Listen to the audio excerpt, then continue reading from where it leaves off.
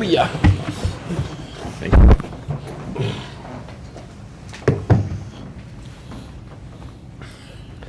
You happy, Matt? You happy? All good. Thanks, guys. Push up. Jake, you back into the starting side. Must be pretty chuffed with that. There's obviously been a bit of rotation there with you and that, but to get the nod this week, must be pretty keen.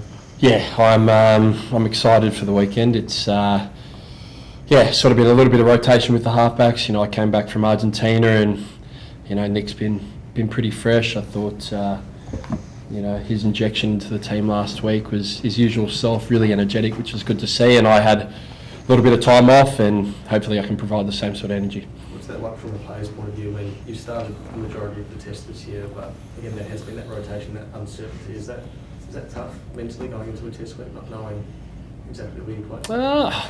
It's the nature of the competition a little bit at the moment. Like we have, when you think about it, sort of 2 weeks on, 1 week off. So it's been, I guess not as consistent as a normal sort of tournament. So not unsettling. We've been in here the whole time together, training hard. So I'm ready to go. I'm excited for it. Isaac, you've been picked ahead of the most cap wallaby in history. That's going to be pretty good for the old Liga.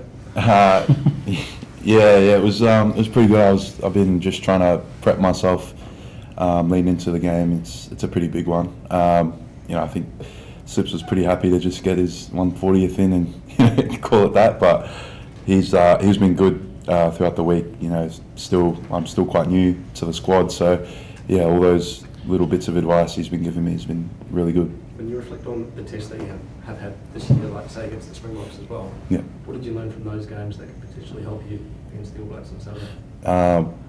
Probably just how quick and how fast, physical this level of game is. I've got a couple games at Super Rugby level, and it's completely different here. It's a lot faster. Everyone's that little bit quicker. Everyone's that little bit stronger.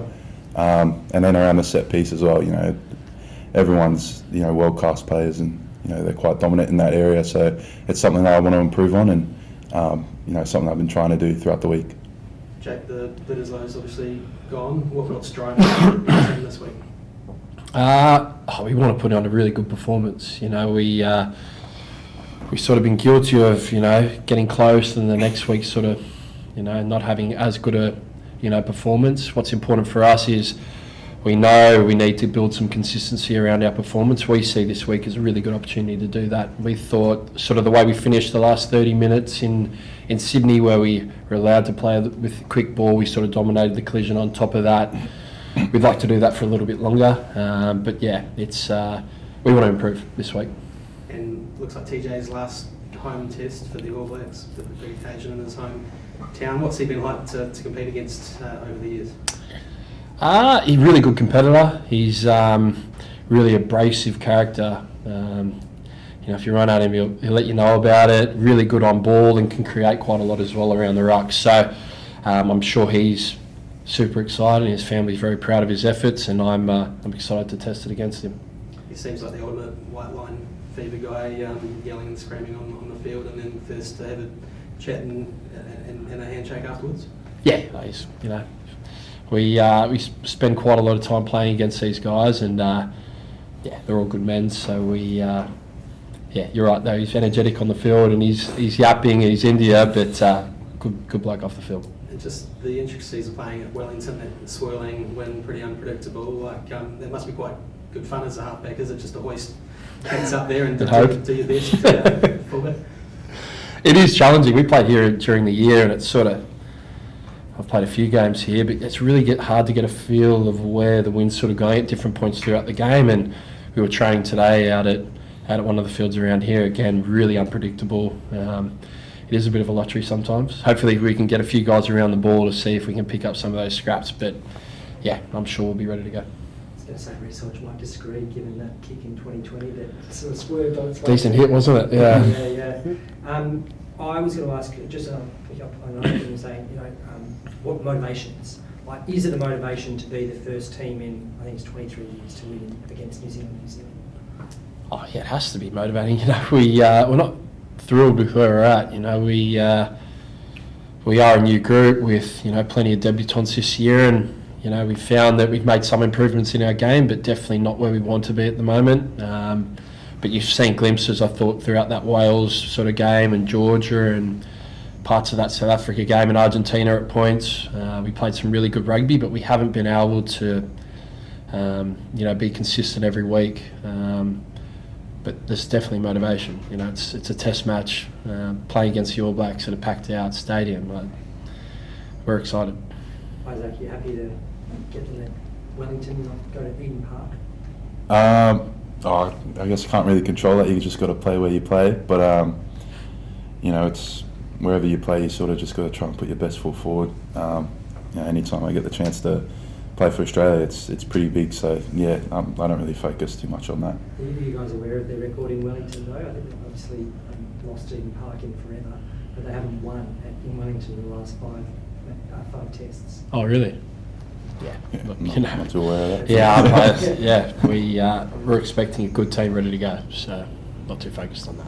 Isaac, we just had Joe in here saying Mike Cron was really enjoying your work and your progress so far. What's he been like to work with? What's he spending most time with you on your game? He knows a lot about the scrum, and that's probably my biggest area of improvement as a young prop. I've just been pretty much chewing his ear off like every Tuesday and Thursday. Those are our big scrum days about what I can be doing to affect the scrum. He's been pretty big in that area. And how have you gone? Have you found scrummaging Super Rugby against Lomax and Kelsey? I've actually scrummed against both of them this year. It's a bit different. Something I've found sort of coming from Super Rugby to test levels. Guys you've played against there aren't necessarily how they scrum in Super Rugby as well. So it's different. Like even guys in training, it's always different. Like I've scrummed against Throber before, and he's still a bit different now. So yeah. Online guys, Christy, we can see you. Yeah, g'day Jake, thanks Marty. Hey Jake, who's the bigger yapper, TJ or Nick White? And is there something that, like, does it make it harder playing against those guys or not? It's a tough one to answer. They both love talking, but I think when you sort of look at both competitors, I think you see that from both of them. Even when you saw Whitey last week and then TJ off the bench, competing for every play in the game, really emptying the tank. I'm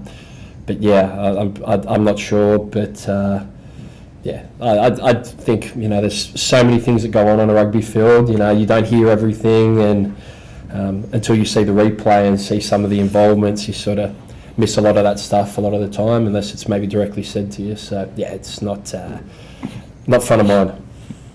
It's a great way to sit on the fence there, Jake. What about, can you just talk us through your emotions, like when you were told last week that you weren't going to play? Because I know you're pretty proud, and I know that continuity is important. You look at the stats, it's about 17 in the last 25 tests. There's been a change at 9. So, we talk about the stability at 10. There's probably not been the same stability at 9 either. What are you hoping this week with you and Noah? I'd love to play in every game. So that obviously there's a disappointment there. Joe was pretty clear around wanting to get Whitey in, that he's fresh and a big competitor. So he's very transparent there. I'm excited to play with Noah. I think the luxury that we have at halfback in this country is we've got 39s who can compete at this level. I think we are really strong there. I'm excited to play with Noah. He didn't play the second Argentina game, so the first one where we had a really good win. So I'm thinking he's improving week to week at the moment. I think he's had some really good involvements over the last few games, and hopefully we'll see a little bit more of that on the weekend. And just under Joe, what have you noticed from a Bledisloe environment? What's different with Joe as opposed to some of the other coaches, or is there anything different about how he sees a Bledisloe contest or coming up against the others? Look, he's obviously got some insight. He was only with them about 2 years ago. So yeah, there's obviously conversations that happen around possibly ways they could look at exploiting us. It's been really good for us, but yeah, I wouldn't say a massive difference. But yeah, someone who's obviously been involved in the environment, he knows things that some other coaches wouldn't.